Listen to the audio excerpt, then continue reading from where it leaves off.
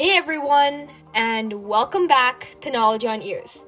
What you see right here is a 4-digit 7-segment display, but what we're going to talk about today is a cool concept known as persistence of vision. Today's video is going to be divided into two parts.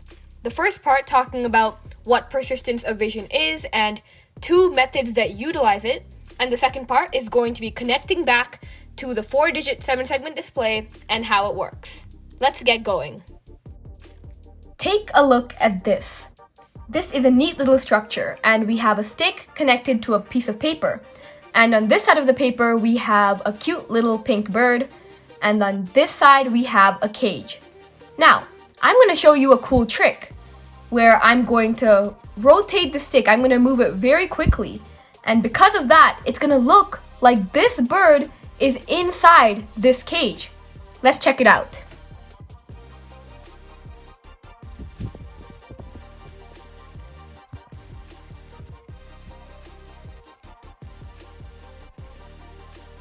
Did you see that? It just looked like this bird was in the cage. But why does that even happen? Well, it's because of a concept known as persistence of vision. What is that? Well, it's basically an optical illusion. It's a trick that our eyes play on our minds. Why it happens is because our human eyes, what they do is that our retinas continue to see an image, any image in front of us. They continue to see it 1/16th of a second after it has disappeared. So our brains still perceive that image 1/16th of a second after. So in this case, if we look at this again, because we're moving it so fast, even if I'm not showing you the bird and I'm on the cage, it looks like the bird is in the cage because we're moving it so fast, because we continue to see it 1/16th of a second after the image has disappeared. So because of persistence of vision, we are able to have these optical illusions. And in movies and things like that, in cinema, we use persistence of vision all the time. And we'll talk about this soon as well, but basically we have so many clips back to back and we move them so quickly, so it looks like things are moving. It looks like everything is together. Now, let's look at different techniques that use persistence of vision. Now, we are going to take a look at two different methods that use persistence of vision to actually work. We're going to look at the phi phenomenon and beta movement. And both of these, keep in mind, are very similar because they both create the illusion of movement. But now let's take a look at them. So let's start with the phi phenomenon. Basically, what this is that it's an illusion where we have stationary objects not moving. So we have stationary still objects that are shown, and they are shown on and off. They're presented in quick succession, very quick. So we have these not moving objects, but we show them on and off quickly, and we present them in different succession to actually create the illusion of movement. So even though it's not actually moving, it seems like it's moving because we're having these objects appear and disappear quickly. So that creates the illusion of movement even though it's stationary. On the other hand, beta movement is the opposite. We have only one object in beta movement, and this object is moving. So we move it from one place to another, and we have it here, then we put it here, and because we change the position of it, our brain pieces it together, and it seems like it's moving, it's flowing.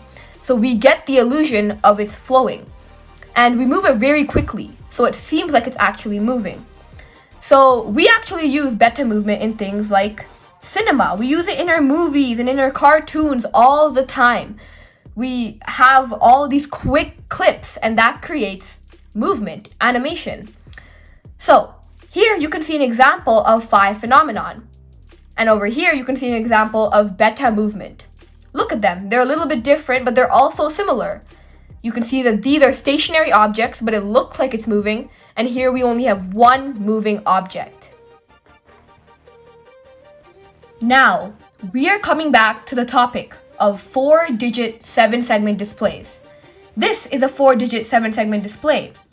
And so is this. It has 4 digits, hence the name.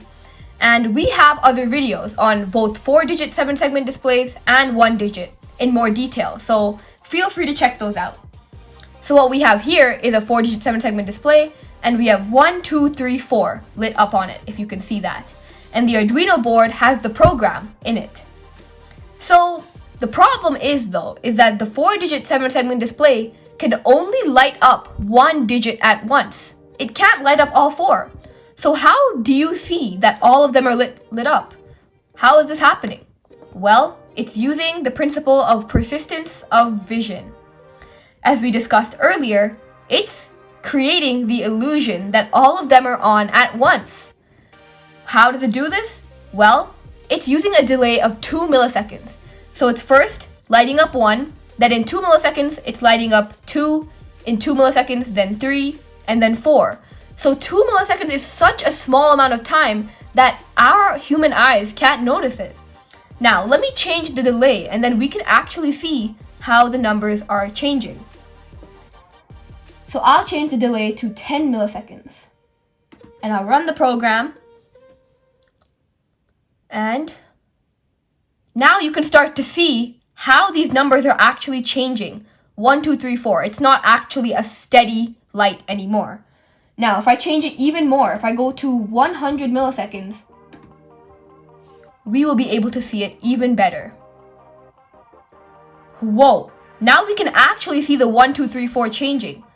We can actually see it. Now our human eye is able to see the changing.